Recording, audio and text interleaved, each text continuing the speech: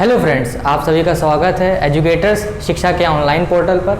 जैसा कि मैंने अपने इसके पहले वीडियो में आपको यूपीपीसीएल जेईई में आई हुई वैकेंसी के बारे में बताया था, उसके जॉब क्राइटेरिया के बारे में, वैकेंसीज़ की कितनी है, उसका सिलेबस क्या है, इन सब के बारे में आपको बताया था। और मैंने उस वीडियो में आपको ये भी बोला था कि मैं इसके लेक्चर्स भी लेके आऊँगा।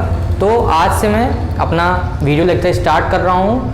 बेसिक इलेक्ट्रिकल इंजीनियरिंग से मैं स्टार्ट करूँगा। सबसे पहला सब्जेक्ट मेरा रहेगा बेसिक इलेक्ट्रिकल इंजीनियरिंग BEE। उसमें उसका एक सब टॉपिक है बेसिक्स ऑफ इलेक्ट्रिसिटी। जैसा कि आप सब जानते ही हैं कि इलेक्ट्रिकल इंजीनियरिंग कहाँ से स्टार्ट होती है, इलेक्ट्रिसिटी या फिर करंट से ही स्टार्ट होती है। तो हम लोग एकदम बेसिक 0 लेवल से उसके बारे में पढ़ेंगे। ठीक, तो आज का सबसे पहला टॉपिक मेरा रहेगा बेसिक्स ऑफ इलेक्ट्रिसिटी। तो आप सब इलेक्ट्रॉन, प्रोटॉन और न्यूट्रॉन से तो बचपन से ही जानते हैं, 9th 10th से हम लोग पढ़ते आते हैं इसके बारे में। इलेक्ट्रिकल इंजीनियरिंग की शुरुआत भी उन्हीं सब एटॉमिक पार्टिकल्स से ही होती है। तो अगर हम लोग पार्टिकल्स के बारे में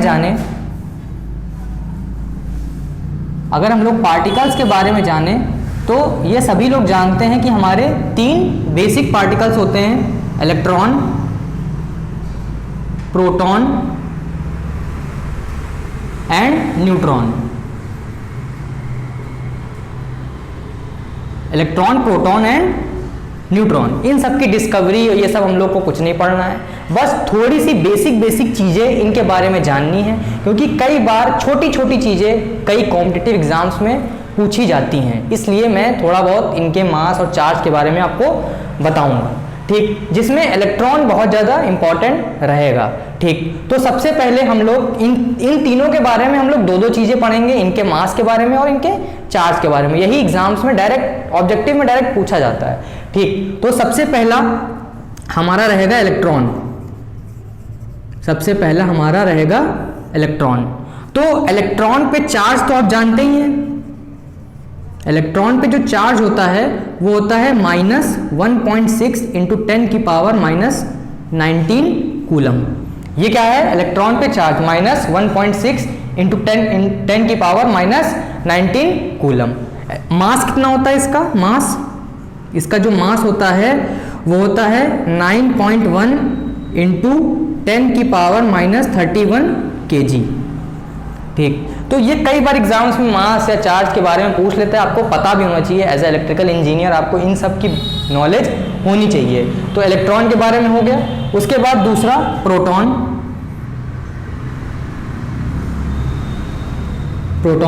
इस पे चार्ज उतना ही चार्ज होता है, ये तो आपको पता ही होगा। और इसका मास,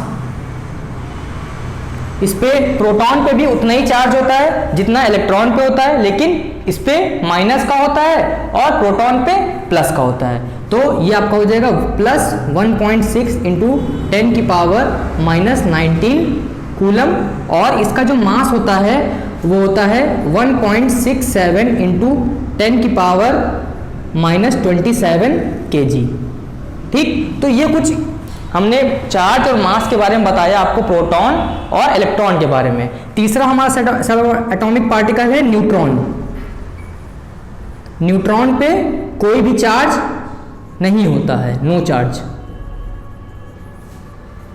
जैसा कि आप केमिस्ट्री में पढ़े ही होंगे बिल्कुल कि इलेक्ट्रॉन हमारे शेल्स में रिवॉल्व करते हैं और न्यूक्लियस में हमारा न्यूट्रॉन और प्रोटॉन होता है। वो सब हम यहाँ पे कुछ भी नहीं पढ़ना है हम लोगों को, बस हमारा मेन मोटिव था कि आपको इनका मास और चार्ज पता होना चाहिए। ठीक, एक हम छोटा सा आपको रिलेशन बता रहे हैं, ये आपको बहुत हेल्प करेगा। कई बार एग्जाम्स में क्वेश्चन भी आया है, मास ऑफ इलेक्ट्रॉन और मास ऑफ प्रोटॉन में ये रिलेशन होता है। ये बहुत इंपॉर्टेंट रिलेशन है, कई बार एग्जाम्स में ऑब्जेक्टिव से यहाँ से क्वेश्चन बना है। मास of electron = mass of proton upon 1840। ठीक, तो ये बहुत इंपॉर्टेंट रिलेशन है। आप लोग अपने, हाँ, एक बात मैं ये बताना चाहूँगा कि आप लोग प्रॉपर नोट्स ज़रूर बनाइएगा या फिर स्क्रीनशॉट ज़रूर लेते रहिएगा, क्योंकि वीडियो लेक्चर का आपको तभी फ़ायदा मिलेगा जब आप प्रॉपर नोट्स बनाएंगे। अगर ऐसे ही मूवी की तरह देख के छोड़ देंगे तो कोई मतलब नहीं है उसको पढ़ाई का, ऑनलाइन पढ़ाई का। तभी आपको फ़ायदा मिलेगा जब आप प्रॉपर नोट्स बनाएंगे या स्क्रीनशॉट्स अपने पास रखेंगे। तभी आपको फ़ायदा मिल पाएगा। तो ये मैंने आपको बताया, मैंने क्या बताया, पार्टिकल्स 3 टाइप के, इलेक्ट्रॉन, प्रोटॉन, न्यूट्रॉन। पहले मैंने इलेक्ट्रॉन बताया, चार्ज बताया, मास बताया, प्रोटॉन पे भी उतना ही चार्ज, मास, और न्यूट्रॉन पे कोई चार्ज नहीं होता है। और एक छोटा सा रिलेशन आपको मैंने बताया, mass of electron is equals to mass of proton upon 1840। ये मैं बार बार बोल रहा हूँ, बहुत इंपॉर्टेंट है, कई बार एग्जाम्स में इस पर डायरेक्ट न्यूमेरिकल आ गया है, तो आप आसानी से इसको सॉल्व कर सकते हैं, या कई बार डायरेक्ट रिलेशन ही पूछ लिया है उसने एग्जाम्स में, कई कॉम्पिटिटिव एग्जाम्स से पूछे जा चुके हैं। तो ये आपको बिल्कुल समझ में आ गया होगा, ये बेसिक सी चीज़ें एकदम जीरो से मैं पढ़ा रहा हूँ, ठीक। अब हम अपने लेक्चर को आगे की ओर ले जाएंगे और थोड़ी कुछ और चीज़ें जानेंगे। तो आपको अगर स्क्रीनशॉट लेना हो तो इसका ले लीजिएगा, जिससे आपको आगे नोट्स बनाने में हेल्प मिल सके, ठीक। अब हम लोग आगे चलते हैं। यूपीपीसीएल जेई का जो एग्ज़ाम हमारा है वो लगभग फरवरी में होने वाला होगा, तो आप लोग तैयारी कंटिन्यू अपनी रखिएगा। और वैकेंसी भी काफ़ी अच्छी आई है, और ये तो आप जानते हैं कि हर साल वैकेंसी घट रही है, तो मौके बहुत कम मिलेंगे आगे, इसलिए जो भी मिल रहा है उसको ग्रैब्स करने की कोशिश करिए और तैयारी रखिए, ऊपर वाले पे भरोसा रखिए, बिल्कुल क्रैक होगा एग्ज़ाम, ठीक। तो मैंने आपको पार्टिकल के बारे में बता दिया, उनका चार्ज मास बता दिया। अब हमारी बेसिक चीज़ क्या है इलेक्ट्रिकल इंजीनियरिंग की, करंट, ठीक। शुरुआती वहीं से होती है इलेक्ट्रिकल इंजीनियरिंग की, करंट से। तो अब हम उसके बारे में पढ़ेंगे। करंट को पढ़ने से पहले हमको चार्ज के बारे में जानना होगा, ठीक। तो अब हमारी हेडिंग क्या रहेगी, चार्ज। हमारी हेडिंग रहेगी चार्ज, ठीक। तो चार्ज क्या होता है, सिंपली जैसे मैंने अभी आपको लिखा था कि इलेक्ट्रॉन पे चार्ज होता है -1.6 × 10⁻⁻19 कूलम में, प्रोटॉन पे उतना चार्ज होता है, वो तो उसकी वैल्यू है, लेकिन चार्ज होता क्या है अब मैं आपको ये बताऊंगा। चार्ज क्या होता है मैं आपको ये बताऊंगा। ये चार्ज एक ऐसी प्रॉपर्टी होती है किसी बॉडी की जिसके कारण कोई भी बॉडी अट्रैक्शन या फिर रिपल्शन का फोर्स एक्सपीरियंस करती है। बेसिक सी चीज है, चार्ज एक ऐसी प्रॉपर्टी होती है किसी भी बॉडी की जिसके कारण वो एक अट्रैक्शन या फिर रिपल्शन का फोर्स एक्सपीरियंस करती है। ये तो हो गई हिंदी में। अगर अंग्रेजी में आपको सुनना है तो it is a phenomena by which a body experiences a force of attraction और रिपल्शन। सिंपल सी भाषा में हमने बताया, it is a phenomena by which a body experiences a force of attraction और रिपल्शन। बस इसी को मैं लिखने जा रहा हूं, देखिएगा definition. It is a phenomenon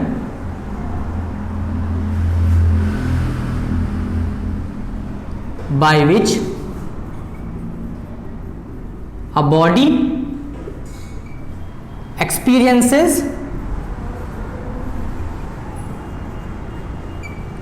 a force of attraction और repulsion।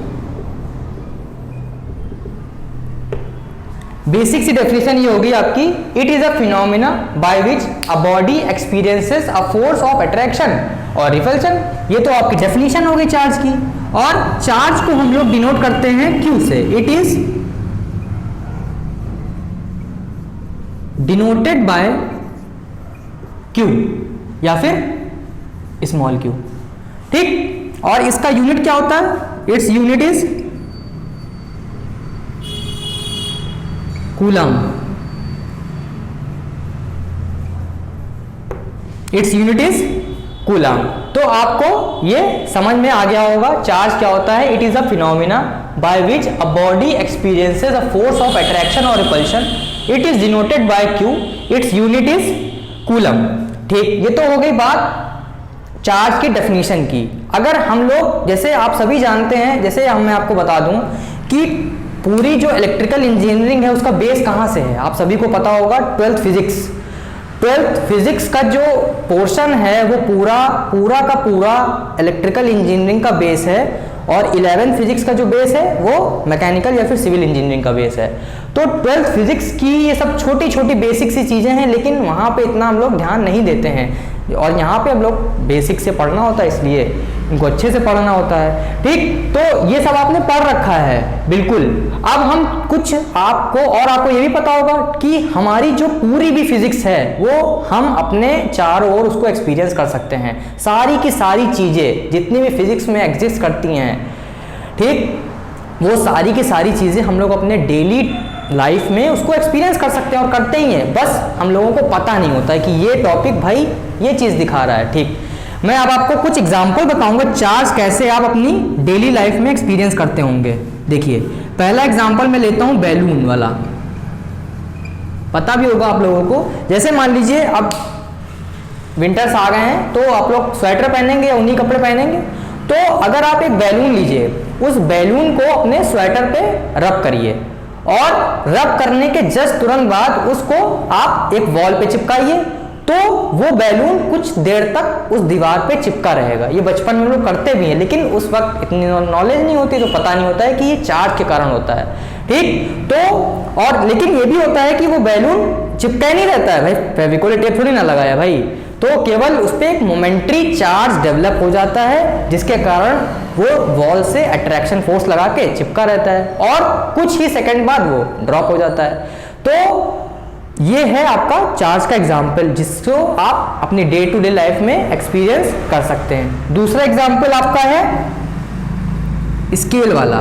जैसे बचपन में हम लोग अपने स्कूल लाइफ में करते थे कि एक स्केल ली, उसको अपने हेड पे रब किया और छोटे छोटे पार्टिकल्स कागज के फाड़ लिए, तो ऐसे से चिपकाते थे उसको, तो वो उसके साथ चिपक जाते थे कागज या पेपर। तो ये कैसा होता था? चार्ज के कारण। जब हम अपने स्केल को अपने हेड पे रख करेंगे तो उस स्केल पे चार्ज, मोमेंट्री चार्ज डेवलप हो जाता था और वो उन पेपर पे अट्रैक्शन फोर्स लगाता था, अपनी तरफ चिपका लेता था, लेकिन परमानेंटली नहीं चिपका रहता था। ये जो भी चार्जेस होते हैं ये मोमेंट्री चार्जेस होते हैं जो केवल कुछ माइक्रोसेकंड मिलीसेकंड के लिए ही डेवलप होते हैं, उसके बाद खत्म हो जाते हैं। और जैसे ही चार्ज खत्म होगा वो बैलून या तो नीचे गिर जाएगा या फिर स्केल से पार्टिकल नीचे गिर जाएगा। तो आपको बिल्कुल समझ में आया होगा चार्ज क्या होता है। सबसे पहले मैंने आपको चार्ज की डेफिनेशन बताई। It is a phenomenon by which a body experiences a force of attraction और repulsion. It is denoted by Q या small Q. Its unit is coulomb. ठीक, एग्जाम्पल दो मैंने आपको एग्जाम्पल ही बता दिए डे टू डे लाइफ वाले। ठीक, तो आपको ये बिल्कुल चार्ज बिल्कुल क्लियर हो गया होगा। आप स्क्रीनशॉट ले सकते हैं इसका फॉर द नोट्स, अपने नोट्स बनाने के लिए, या साथ में कॉपी पेन रखिए, साथ में लिखते जाइए, या जैसा भी आप कंफर्टेबल फील करें स्क्रीनशॉट्स भी ले सकते हैं। ठीक, तो अब हम अपने लेक्चर को आगे की ओर ले चलेंगे। अब हम आगे बढ़ेंगे।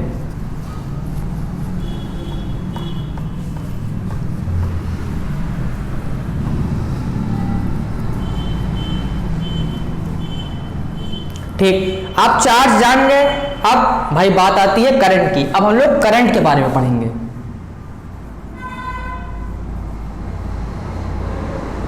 करंट क्या होता है?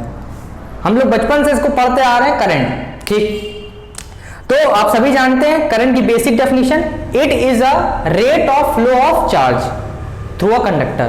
It is a rate of flow of charge through a conductor. लिखता हूं मैं, it is a rate of flow of charge through a conductor। ठीक, it is a rate of flow of charge through a conductor। और इसका जो formula होता है इसको हम लोग आई से रिप्रेजेंट करते हैं। It is represented by capital I या फिर small I, and it's unit is ampere. इसका यूनिट होता है एम्पेयर। ठीक, तो करंट क्या होता है? It is a rate of flow of charge through a conductor. It is represented by I, capital I या फिर small I. It's unit is ampere. ठीक, कई बार एग्जाम्स में एम्पेयर को डिफाइन करने के लिए आ जाता है, तो उसको कैसे हम लोग ऑब्जेक्टिव में आते हैं भाई, ऊपर लिखा होगा 1 एम्पेयर इज इक्वल टू, नीचे 4 ऑप्शंस दिए होंगे, तो आपको वहां पे टिक करना होगा। तो कैसे क्वेश्चन बनेगा ऑब्जेक्टिव, यहां से देखिएगा। जैसे हम ये जानते हैं कि आई बराबर होता है Q upon T, charge upon time, या फिर रेट की बात करें तो dq अपॉन dt। जैसे आपने 12th की मैथमेटिक्स में कैलकुलस पढ़ी होगी, उसमें डिफरेंशिएशन पढ़ा होगा, तो वहाँ पे एक टॉपिक था rate measurement, application of derivatives में रेट मेजरमेंट होता है, तो वहाँ पे आपको रेट के बारे में बताया जाता है, कैसे हम लोग किसी का रेट निकालते हैं या दर निकालते हैं। तो d बाई डी टी ये क्या है, ऑपरेटर है, d बाई डी एक्स आपने पढ़ा होगा डिफरेंशिएशन, तो d बाई डी टी आपका एक ऑपरेटर है। तो हम यहाँ पे जैसे मैंने लिखा rate of flow of charge, तो ये आपका रेट ऑफ फ्लो दिखा रहा है, dq बाई डी टी क्या दिखा रहा है, rate of flow of charge. ठीक, तो अगर हम यहां से इसका यूनिट निकालें तो आप जानते हैं कि चार्ज का यूनिट क्या होता है, पहले मैं बता चुका हूं, कूलम, और टाइम भाई सेकंड में होता है। तो यहां से क्या हो जाएगा, यही किसके बराबर होता है, एम्पियर के बराबर होता है। ठीक, तो ये इसका जो है वो मेन पॉइंट था जो कि कॉम्पिटिटिव एग्जाम्स में पूछा जाएगा। ये कभी डेफिनेशन तो पूछी जाएगी नहीं, यूनिट कभी पूछा जाएगा नहीं, पूछा क्या जाता है कि एम्पियर किसके बराबर होता है, कूलम पर सेकंड के बराबर होता है। तो ये इस पे जो है डबल टिक लगा लीजिएगा, ये बहुत इंपॉर्टेंट है जो कि एग्जाम्स में पूछा जा सकता है। ठीक, तो इसका भी स्क्रीनशॉट आप ले लीजिएगा, स्क्रीनशॉट बराबर लेते रहिएगा या फिर अपने प्रॉपर नोट साथ में बनाते चलिएगा, जिससे आपको कम से कम रिवीजन जब करें तो आपके पास नोट्स तो रहें, नहीं तो मूवी देखेंगे खत्म।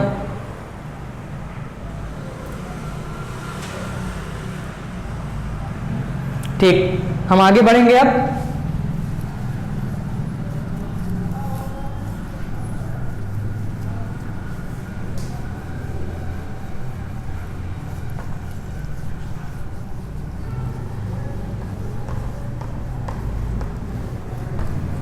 ठीक, अब हम लोग ने क्या क्या पढ़ लिया, सबसे पहले मैंने सब एटॉमिक पार्टिकल के बारे में बताया, फिर चार्ज बताया, फिर करंट बताया।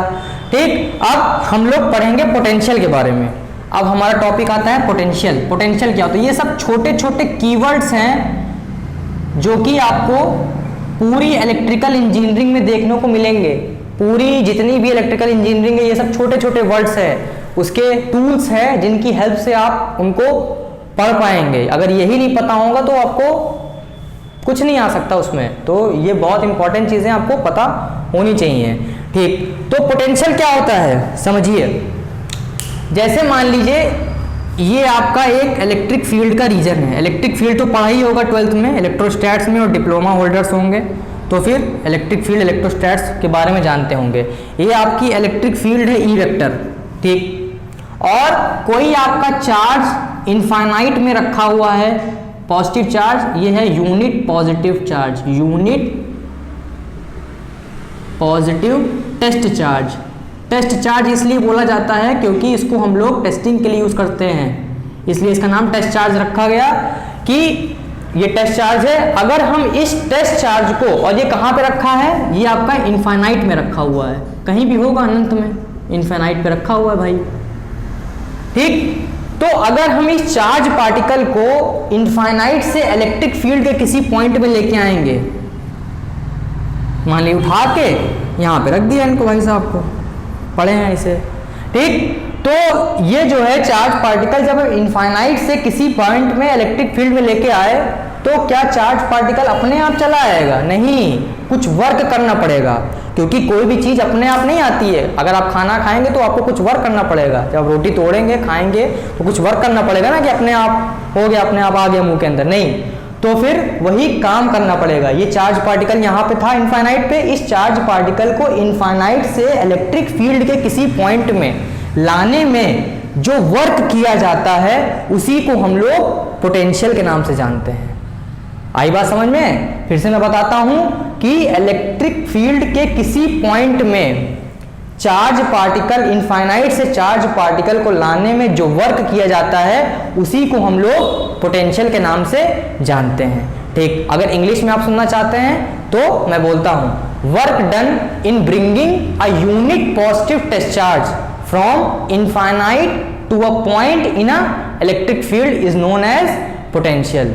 ठीक, हिंदी में भी सुन लीजिए, अगर हम लोग किसी भी यूनिट पॉजिटिव टेस्ट चार्ज को इनफाइनाइट से इलेक्ट्रिक फील्ड के किसी पॉइंट में लेके आते हैं तो उसमें जो वर्क किया जाता है उसी को हम लोग पोटेंशियल के नाम से जानते हैं। तो आपको समझ में आया होगा, मैंने 2-3 बार रिपीट भी किया, इंग्लिश हिंदी दोनों में बताया।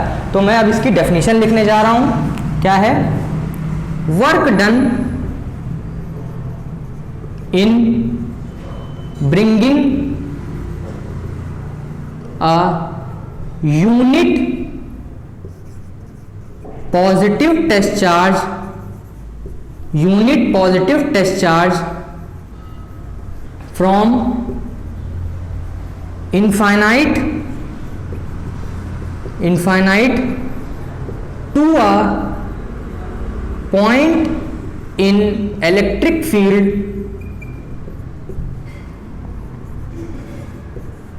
is known as potential, is known as potential. Hindi में इसको विभव बोलते हैं। ठीक, जो बच्चे हिंदी मीडियम वाले हैं वो भी समझ सकते हैं, विभव बोलते हैं इस पोटेंशियल को। ठीक, और ये तो होगी बात डेफिनेशन की। इसको हम लोग इट इज डिनोटेड बाय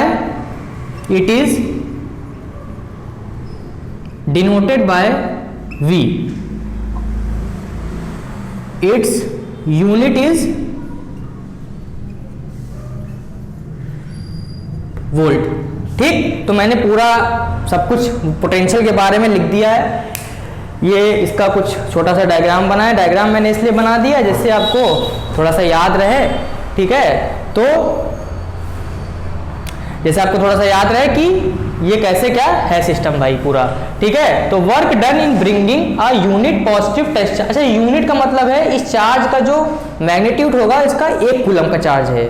ठीक, work done in bringing a unit positive test charge from infinite to a point in electric field is known as potential. It is denoted by V. Its unit is volt.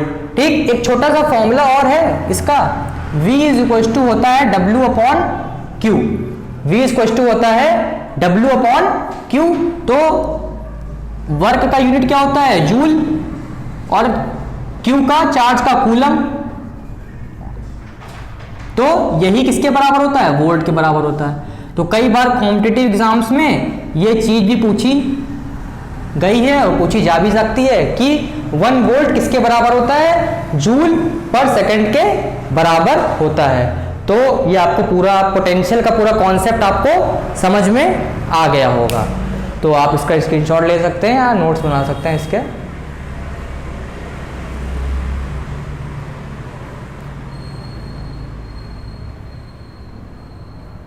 ठीक, अब हम अपने lecture को आगे की ओर ले जाएंगे।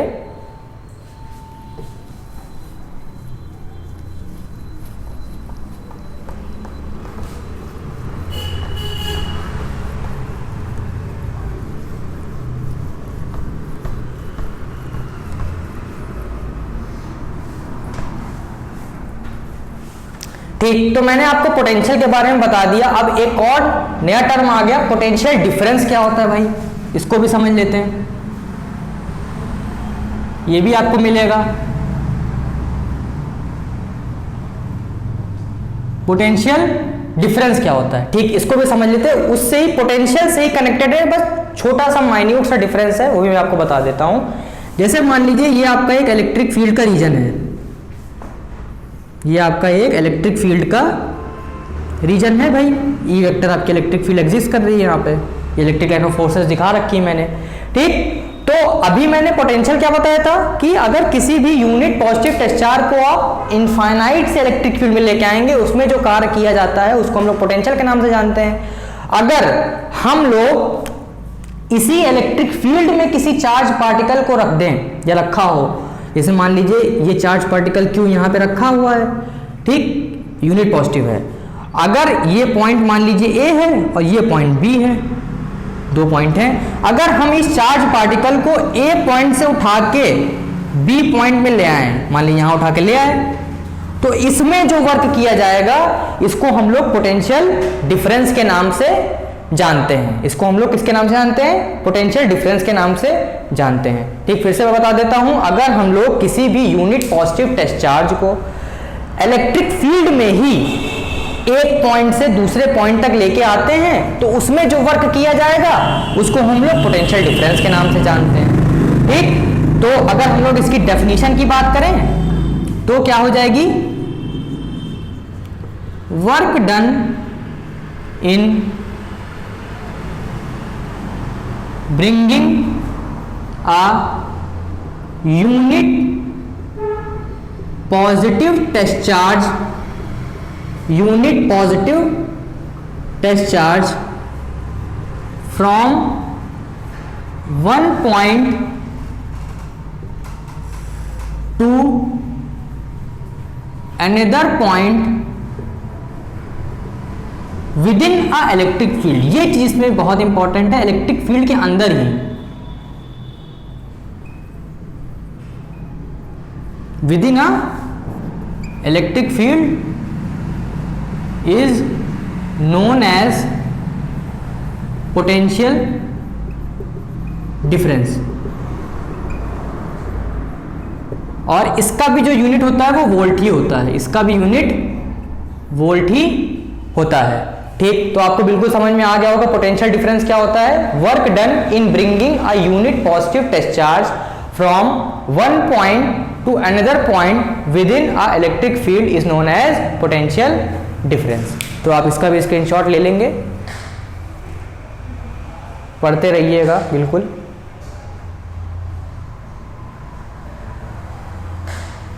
ठीक, तो अब हम लोग अपने लेक्चर को आगे बढ़ाएंगे।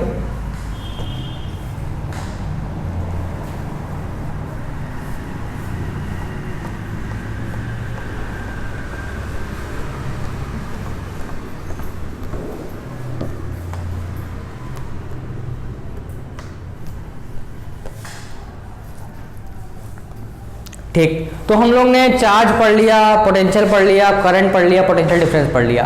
अब एक और टर्म आपको मिल जाएगा ईएमएफ।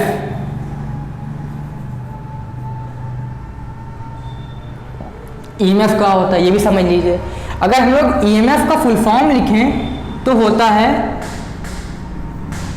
इलेक्ट्रो मोटिव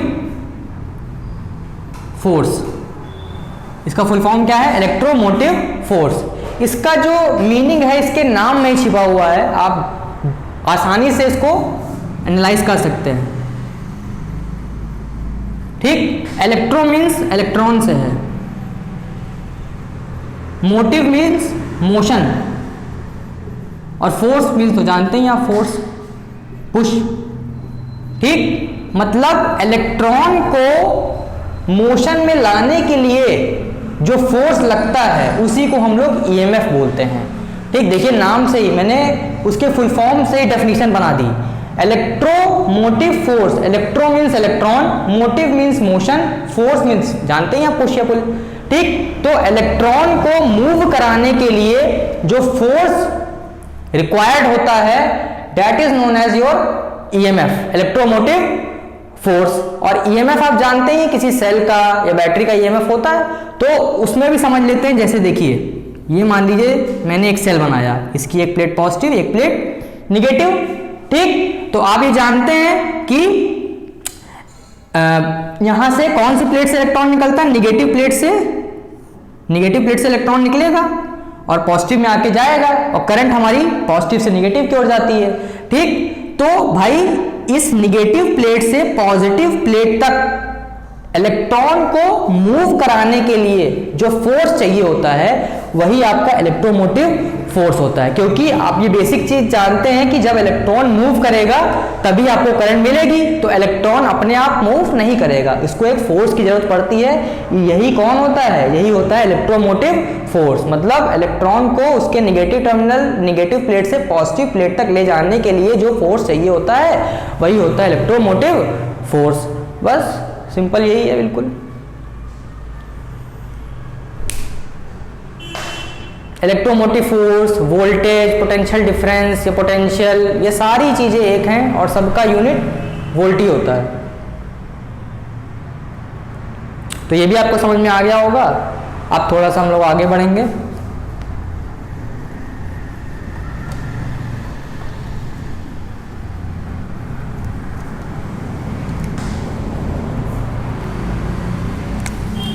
हम एक टॉपिक उठाएंगे वोल्टेज ड्रॉप। ये भी कई बार आपको मिलेगा।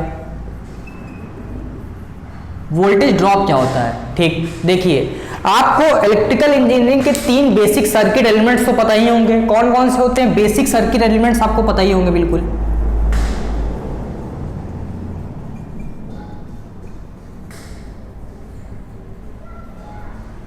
बेसिक सर्किट एलिमेंट्स कौन कौन से होते हैं? पहला होता है रेजिस्टर, दूसरा होता है इंडक्टर और तीसरा होता है कैपेसिटर।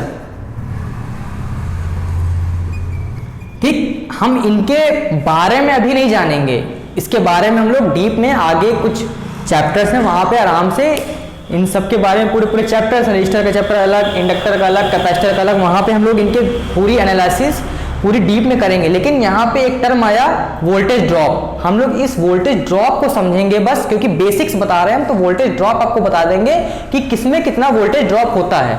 बाकी इनकी डीप स्टडी हम लोग आगे के सब्जेक्ट्स में करेंगे, आगे के सिलेबस में करेंगे। ठीक, तो रेजिस्टेंस, पहले हम लोग बात करते हैं रजिस्टर की। बहुत लोग रेजिस्टेंस और रजिस्टर में कंफ्यूज रहते हैं। तो रेजिस्टेंस उसकी प्रॉपर्टी है और रजिस्टर कोई एक डिवाइस है। उसी तरह कैपेसिटर डिवाइस है, कैपेसिटर उसकी प्रॉपर्टी है। इंडक्टर डिवाइस है और इंडक्टेंस उसकी प्रॉपर्टी है। तो कंफ्यूज मत होइएगा बिल्कुल भी। तो पहले हम लोग रजिस्टर के बारे में पढ़ेंगे। पहला हमारा है रजिस्टर। तो रजिस्टर में हम लोग इसमें और कुछ नहीं पढ़ने वाले, बस वोल्टेज, हमारी मेन हेडिंग क्या है? Voltage drop. हम लोग इसके केवल वोल्टेज ड्रॉप के बारे में बात करेंगे। ठीक, जैसे मेरा मैंने एक रेजिस्टेंस बना रखा है। ठीक, इसमें आई करंट फ्लो कर रही है, मान लीजिए इसकी वैल्यू R है। ठीक, अगर आपको इस रजिस्टर के अक्रॉस वोल्टेज ड्रॉप निकालना है तो कैसे निकालेंगे? V बराबर I इंटू R, सिंपल। ठीक, तो मतलब हम लोग वोल्टेज ड्रॉप कैसे निकालते हैं ये आपको ओम्स लॉ दिख रहा होगा, लेकिन यहाँ पे हम लोग उसकी कोई भी बात नहीं करेंगे, हमको केवल वोल्टेज ड्रॉप से मतलब है। ठीक है, तो अगर आपको किसी भी रेजिस्टेंस या किसी भी रजिस्टर के अक्रॉस वोल्टेज ड्रॉप निकालना है तो आप उसमें बहने वाली करंट को निकाल लीजिए और उस रेजिस्टेंस की वैल्यू से उसको मल्टीप्लाई कर दीजिए। The product of current flowing in a resistor with its resistance value is known as voltage drop across resistor, simple. तो मैं फिर से बता रहा हूं, अगर आपको किसी भी रजिस्टर के अक्रॉस वोल्टेज ड्रॉप निकालना है, क्योंकि आप तो जानते हैं कि रजिस्टर वोल्टेज ड्रॉप कराता है, तो अगर आपको किसी भी रजिस्टर के अक्रॉस वोल्टेज ड्रॉप निकालना है तो आप उसमें बहने वाली करंट निकाल लीजिए, उसकी वैल्यू आपको पता ही होगी, दोनों को मल्टीप्लाई कर दिए तो वोल्टेज ड्रॉप आ जाएगा। ठीक,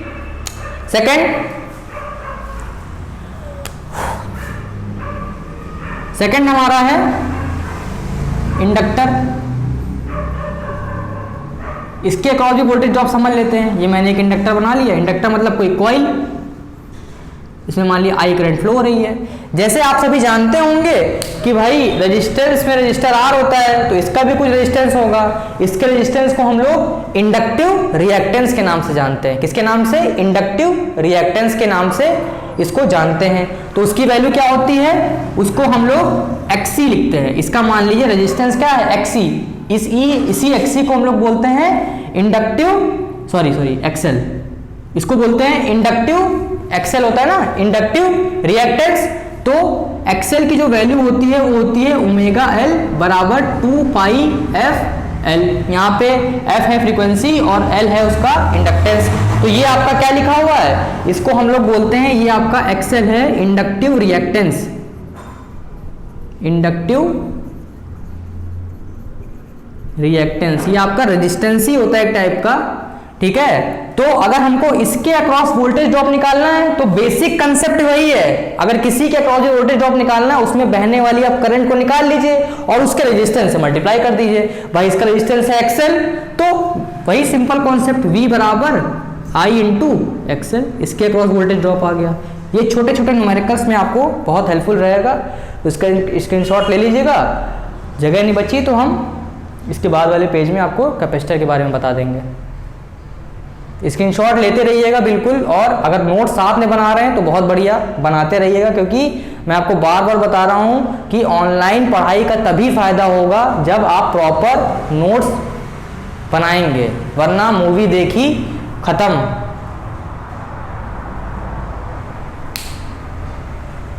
ठीक, अब हम लोग आगे बढ़ेंगे और कैपेसिटर के अक्रॉस भी वोल्टेज ड्रॉप पढ़ेंगे।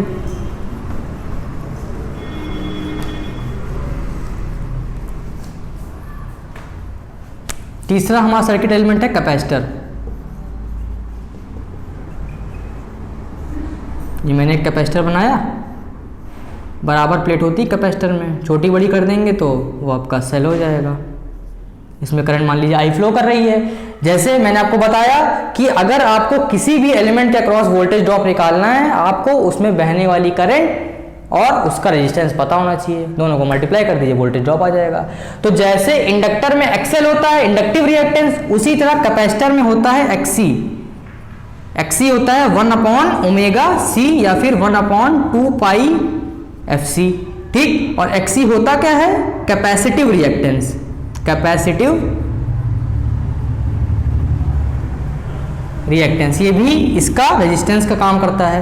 ठीक, तो हमको वोल्टेज ड्रॉप निकालना है, सिंपल वही कॉन्सेप्ट, I इंटू रेजिस्टेंस, खत्म। तो हमने रेजिस्टेंस, रजिस्टर, कैपेसिटर और इंडक्टर के अक्रॉस अपना वोल्टेज ड्रॉप निकाल लिया। होप आपको समझ में आया होगा, बिल्कुल स्क्रीनशॉट ले लीजिएगा या फिर लिख रहे हो तो लिख लीजिएगा।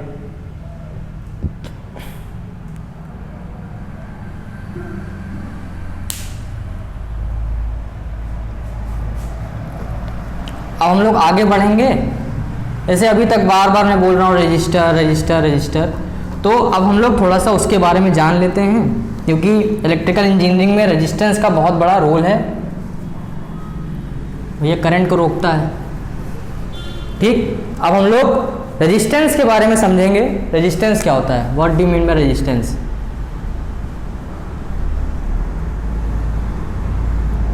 सिंपली रेजिस्टेंस क्या है? It is the property of a material. It is the property of a material which opposes the flow of current through it. Simple सी है, basic definition. It is the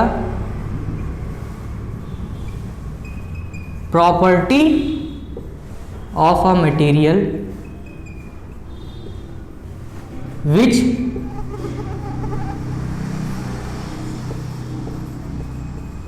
opposes the flow of current through it. ठीक, जैसे मैंने लिखा resistance क्या होता है? It is the property of a material which opposes the flow of current through it, मतलब current को अपने से बहने के लिए जो रोके, वही क्या है? रेजिस्टेंस की प्रॉपर्टी होती है। ये तो होगी डेफिनेशन। It is represented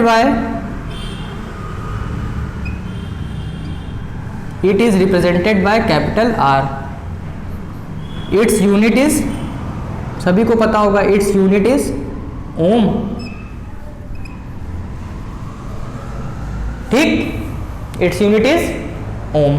तो ये भी आपको समझ में आ गया होगा, छोटी छोटी चीजें हैं, ये सब इंपॉर्टेंट हैं, पता होना चाहिए आपको। ठीक, अब हम लोग आगे चलते हैं। रेजिस्टेंस से काफ़ी क्वेश्चन आते हैं, इसका टेम्परेचर डिपेंडेंस या फिर लेंथ एरिया के रिस्पेक्ट में घटाएंगे बढ़ाएंगे तो क्या इस पर इफेक्ट पड़ेगा, ये सब हम थोड़ा सा पढ़ेंगे, बेसिक नॉलेज ले लेते हैं। जैसे किसी भी मटेरियल का जो रेजिस्टेंस होता है, किसी मटेरियल का जो रेजिस्टेंस होता है वो लेंथ के डायरेक्टली प्रोपोर्शनल और एरिया के इनवर्सली प्रोपोर्शनल होता है।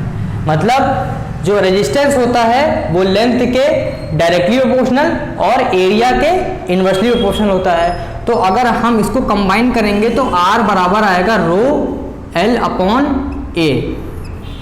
ठीक, ये हमको एक रेजिस्टेंस का फॉर्मूला मिल गया। रेजिस्टेंस किसी भी कोई भी मटेरियल है उसका जो रेजिस्टेंस होता है वो लेंथ के डायरेक्टली प्रोपोर्शनल। डायरेक्टली प्रोपोर्शनल का मतलब आपको पता ही होगा, अगर हम लोग लेंथ को बढ़ाएंगे तो रेजिस्टेंस बढ़ेगा, एरिया को बढ़ाएंगे तो रेजिस्टेंस घटेगा। ठीक। तो इन दोनों को कंबाइन करके हमने ये इक्वेशन एक बना ली। ठीक, यहाँ पे जो रो है वो क्या है, resistivity of material, resistivity of material. ठीक, एल क्या है, लेंथ, एंड ए क्या है, एरिया। ठीक, ये आपको छोटा सा फॉर्मूला मैंने बताया। इससे रेजिस्टिविटी पे बहुत से क्वेश्चन पूछे जाते हैं और इसके टेम्परेचर डिपेंडेंस पे बहुत से क्वेश्चन पूछे जाते हैं। तो मैं आपको रेजिस्टिविटी के बारे में बताता हूँ। रेजिस्टिविटी क्या होती है, रेजिस्टिविटी जैसे अगर हम लोग यहाँ से रेजिस्टिविटी रो की वैल्यू निकालें तो कितनी आएगी, रो बराबर हो जाएगा आर ए अपॉन एल। ठीक, तो हम लोग यहीं से डेफिनेशन बना लेंगे। अगर हम लोग किसी भी कंडक्टर का एरिया जो ले लें वो 1 मीटर स्क्वायर ले लें और उसकी लेंथ ले लें 1 मीटर, मतलब अगर हम लोग किसी भी कंडक्टर का एरिया ले लें 1 मीटर स्क्वायर और उसकी लेंथ ले लें 1 मीटर, तो तब क्या होगा, रो बराबर हो जाएगा आर, है ना। तो बस यहीं से डेफिनेशन बन गई, यहीं से डेफिनेशन बन गई कि अगर किसी भी कंडक्टर का जो लेंथ है वो 1 मीटर हो जाए और उसका एरिया 1 मीटर स्क्वायर हो जाए तो उसका जो रेजिस्टेंस होगा वो उसकी रेजिस्टिविटी के बराबर हो जाएगा। बस यही इसकी डेफिनेशन है। रेजिस्टिविटी की डेफिनेशन क्या है, if the length of a conductor is 1 metre and its area is 1 metre square, then numerically the value of resistance is equal to resistivity of that material. कभी कभी इसकी यूनिट पूछ लेता है तो हम यूनिट भी निकाल देते हैं यहाँ से। रेजिस्टेंस की यूनिट आप जानते ही हैं ओम, और एरिया की यूनिट होती है मीटर स्क्वायर और लेंथ की यूनिट हो जाएगी मीटर। ये 1 मीटर से 1 मीटर कैंसिल, तो रो की यूनिट क्या आ गई, ओम मीटर। ये भी याद रखिएगा, कई बार एग्जाम से पूछा गया है what is the unit of rho resistivity. तो ये पूरा रेजिस्टेंस और रेजिस्टिविटी के बारे में मैंने आपको बता दिया है। अच्छा हाँ, इसी को हम लोग स्पेसिफिक रेजिस्टेंस के नाम से भी जानते हैं, रेजिस्टिविटी या फिर स्पेसिफिक रेजिस्टेंस के नाम से भी इसको जानते हैं। तो आप ध्यान रखिएगा, बिल्कुल स्क्रीनशॉट ले लीजिएगा, नोट्स बनाते रहिएगा, बिल्कुल ठीक। अब हम लोग आगे बढ़ेंगे थोड़ा सा। रेजिस्टेंस किस प्रकार हमारा टेम्परेचर पे डिपेंड करता है, ये कई बार इम्पॉर्टेंट है और कई बार एग्ज़ाम से पूछा भी गया है। तो थोड़ी बहुत नॉलेज इसकी भी ले लेते हैं, कैसे हमारा टेम्परेचर डिपेंडेंट होता है रेजिस्टेंस, बढ़ाने घटाने से कैसे वेरी करता है, इसके बारे में हम लोग जानेंगे।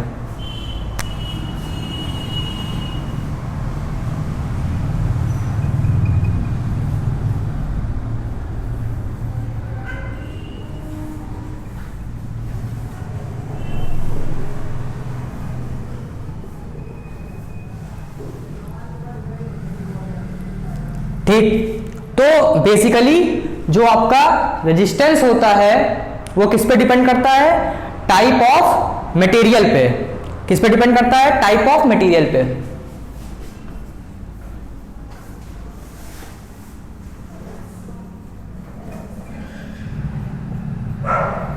टाइप ऑफ मटेरियल और दूसरी चीज टेम्परेचर। ठीक, पहला हम लोग पॉइंट उठाएंगे टेम्परेचर पे कैसे डिपेंड करता है। ठीक, देखिएगा, जैसे आपको पता होगा कि हमारे जो बेसिक जो मटेरियल्स होते हैं वो 3 टाइप के होते हैं, कंडक्टर, सेमी कंडक्टर और इंसुलेटर। हम लोग उन्हीं के रिस्पेक्ट में बात करेंगे, बिल्कुल ठीक। तो टेम्परेचर पे कैसे डिपेंड करता है, पहला हमारा कंडक्टर, पहला हमारा कंडक्टर में क्या होता है, अगर हम टेम्परेचर को बढ़ाएंगे तो हमारा रेजिस्टेंस जो होता है वो बढ़ जाता है। बहुत इंपॉर्टेंट पॉइंट है ये, कई बार एग्जाम से पूछा गया है कि कंडक्टर में टेम्परेचर बढ़ाने से क्या होता है, उसके रेजिस्टेंस में क्या फर्क पड़ता है। तो कंडक्टर में टेम्परेचर बढ़ाने से हमारा रेजिस्टेंस जो होता है वो बढ़ जाता है। ठीक, इसका रीजन भी आप समझ लीजिए, बिल्कुल पता होना चाहिए, बिल्कुल समझ लीजिए। ठीक, एक फॉर्मूला हम लोग जानते हैं, RT बराबर आर नॉट ब्रैकेट में 1 प्लस अल्फा डेल्टा टी। ठीक, ये पढ़ा होगा आपने, R T final resistance, R naught initial resistance, alpha resistance temperature coefficient और delta T change in temperature. ठीक, तो यहाँ पे अल्फा डिपेंडेंट है, अल्फा एक वेरिएबल है जिस पे हमारा ये डिपेंड करता है। तो अल्फा है क्या? अल्फा है आपका रेजिस्टेंस टेम्परेचर कोफिशिएंट। ठीक, तो एक आप ये बेसिक सी बात ये जान लीजिएगा कि अल्फा जो होता है वो टेम्परेचर बढ़ाने से बढ़ता है, किसी के लिए भी हो, चाहे कंडक्टर के लिए हो, चाहे सेमीकंडक्टर के लिए हो, चाहे इंसुलेटर के लिए हो, ये किसी भी मटेरियल पे डिपेंड नहीं करता। अल्फा हमारा टेम्परेचर बढ़ाने से बढ़ेगा। तो इसकी एक बेसिक प्रॉपर्टी आप याद रखिएगा, टेम्परेचर बढ़ाने से हमारा अल्फा जो होगा वो बढ़ेगा। ये सारे मटेरियल्स के लिए एप्लीकेबल है, एप्लीकेबल फॉर ऑल मटेरियल्स। मतलब हमारा जो अल्फा होता है वो टेम्परेचर बढ़ाने से बढ़ता है। तो यहां से हम समझेंगे, हमने क्या कहा, टेम्परेचर बढ़ाने से हमारा रेजिस्टेंस बढ़ता है। कैसे बढ़ता है समझिएगा, जब हम टेम्परेचर बढ़ाएंगे तो हमको ये पता है कि टेम्परेचर बढ़ाने से अल्फा बढ़ता है सबके लिए। तो जब टेम्परेचर बढ़ाने से अल्फा बढ़ेगा तो इस इक्वेशन में आ जाइए आप, जब आप टेम्परेचर बढ़ाएंगे तो अल्फा बढ़ेगा, और अल्फा है क्या कंडक्टर के लिए, पॉजिटिव है। ठीक, तो जब अल्फा बढ़ेगा तो ये पूरी वैल्यू बढ़ेगी, अल्फा इंटू डेल्टा की वैल्यू पूरी बढ़ेगी और ये पूरी वैल्यू बढ़ जाएगी। जब ये पूरी वैल्यू बढ़ जाएगी तो जाहिर सी बात है आर टी भी होगा, जो फाइनल रेजिस्टेंस होगा वो भी बढ़ जाएगा। तो यही रीजन होता है कि कंडक्टर का टेम्परेचर बढ़ाने से रेजिस्टेंस क्यों बढ़ जाता है। यही रीजन होता है क्योंकि आप जब टेम्परेचर को बढ़ाते हैं तो अल्फा बढ़ता है, और जब अल्फा बढ़ेगा तो ये पूरी वैल्यू बढ़ेगी। जब ये पूरी वैल्यू बढ़ेगी तो आर टी बढ़ जाएगा। तो आपको बिल्कुल समझ में आया होगा कि कैसे हमारा टेम्परेचर डिपेंडेंट होता है रेजिस्टेंस, और कंडक्टर का रेजिस्टेंस टेम्परेचर बढ़ाने से क्यों बढ़ता है। तो स्क्रीनशॉट ले लीजिएगा और नोट्स बनाते रहिएगा, बार बार मैं बोल रहा हूं।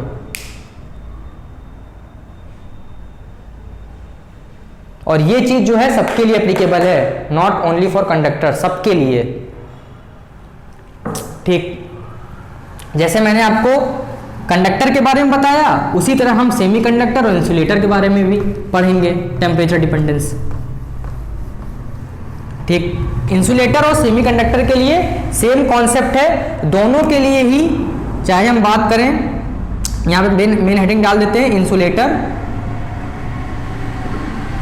And semiconductor. ठीक, इन दोनों के लिए बेसिक इक्वेशन होती है आर टी बराबर R naught 1 minus alpha delta T. मतलब यहां से हमको ये पता चला कि जो हमारा अल्फा होता है वो नेगेटिव होता है इंसुलेटर और सेमीकंडक्टर के लिए। तो हम पढ़ क्या रहे हैं, टेम्परेचर डिपेंडेंस, तो हम टेम्परेचर को बढ़ा रहे हैं भाई। तो टेम्परेचर को बढ़ाने से हमारे इंसुलेटर और सेमीकंडक्टर का रेजिस्टेंस जो होता है वो डिक्रीज कर जाता है। Very very most important. ठीक, सेमीकंडक्टर और इंसुलेटर का टेम्परेचर बढ़ाने पर रेजिस्टेंस घट जाता है। इसका रीजन क्या है ये भी समझ लीजिए। ठीक, देखिए अगर आपको रीजन पता होगा तो आप कंफ्यूज नहीं होंगे। जैसे मान लीजिए एग्जाम में ये चीज आ गई कि टेम्परेचर बढ़ाने से रेजिस्टेंस कैसे घटेगा, या घटेगा बढ़ेगा क्या होगा, वहां 3 मटेरियल। तो अगर आपको रिलेशन याद है, आपको कॉन्सेप्ट पता है, तो आप धड़ से टिक कर देंगे। ठीक, तो देखिए क्या होगा, आपने बेसिक चीज मैंने बताई आपको कि टेम्परेचर बढ़ाने से अल्फा हमारा बढ़ता है। ये बेसिक मैंने अभी इसके पहले बताया कि ये बेसिक चीज है, तीनों मटेरियल के लिए एप्लीकेबल है। तो भाई इस इक्वेशन में आ जाए आप अब। तो जब हम टेम्परेचर बढ़ाएंगे तो अल्फा बढ़ेगा और ये पूरी वैल्यू बढ़ेगी, मतलब अल्फा इंटू डेल्टा टी वाली पूरी वैल्यू बढ़ेगी। और इसके जस्ट पहले देखिए माइनस का साइन लगा हुआ है, तो निगेटिव में कोई चीज बढ़ती है, ये तो बेसिक चीज है भाई। निगेटिव में कोई चीज बढ़ती है तो वो और छोटी होती जाती है। जैसे -1 और -3, इसमें कौन बड़ा है भाई, -1 बड़ा है और -3 छोटा है। ठीक, तो इससे क्या पता चला कि नेगेटिव में कोई चीज अगर बढ़ती है तो पूरी वैल्यू को भाई वो घटा देता है, ठीक, माइनस साइन लगा हुआ आगे। तो जब टेम्परेचर बढ़ेगा तो अल्फा बढ़ेगा, अल्फा बढ़ेगा तो ये पूरी वैल्यू बढ़ेगी, और जब ये पूरी वैल्यू बढ़ेगी तो आरटी घट जाएगा भाई, ठीक है। तो ये भी आपको समझ में आ गया होगा कि टेम्परेचर बढ़ाने से हमारा इंसुलेटर और सेमीकंडक्टर का रेजिस्टेंस घट जाता है, ठीक है। तो मैंने आज अपने पूरे लेक्चर में काफ़ी टॉपिक्स कवर किए हैं, तो आई होप आपको सब कुछ समझ में आया होगा और आपने अपने नोट्स प्रॉपर बनाए होंगे, ठीक है। तो अब हम अपने नेक्स्ट लेक्चर में कुछ आगे की चीज़ें लेके आएंगे, बिल्कुल लगे हुए हैं, मेहनत कर रहे हैं, आपको अच्छी से अच्छी नॉलेज देने की कोशिश कर रहे हैं और लगे हुए हैं कि आपका जो जेईई का एग्ज़ाम आने वाला है उसमें आपको हेल्प मिल सके और आप अपने करियर की अच्छी सी शुरुआत कर सके गवर्नमेंट जॉब के साथ। तो best wishes for your exam. Thanks for watching. Thank you.